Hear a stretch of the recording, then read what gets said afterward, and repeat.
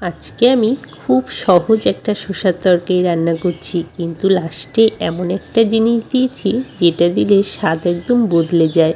সেটা আমি পরে বলছি, চলো আগে রান্নাটা শুরু করি। রান্নাটা আমি সর্ষের তেলে করব। সর্ষের তেলে করলে রান্নাটা খুব ভালো লাগে খেতে।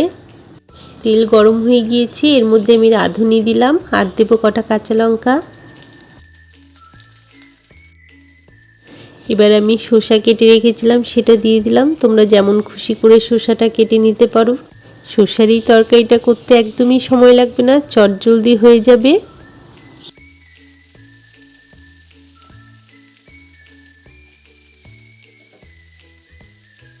শসাটা তেলে একটু হালকা ভেজে নিয়েছি। এবার আমি এর মধ্যে হলুদ আর লবণ দিয়ে দিলাম।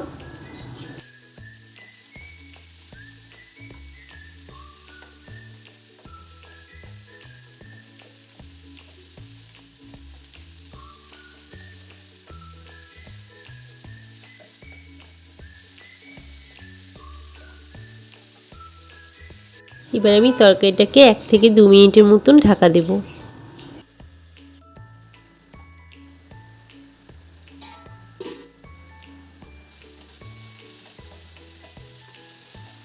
দেখো শসাটা অনেকটাই গলে এসেছে। কটা শসা যদি বাড়িতে থাকে আর নিরামিষ দিনে যদি কোনো লোকজন চলে আসে, তাহলে এইভাবে শসার তরকারি করে দেবে, দেখবে তারা আঙুল চেটে খাবে। এটা শুধু ভাত না, রুটি পরোটা সব কিছুর সাথে খুবই ভালো লাগবে।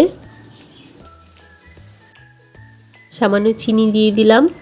আমি কিন্তু তরকারিতে একটু বেশি লঙ্কা দিয়েছি, তোমরা ঝালটা বুঝিয়ে দিও।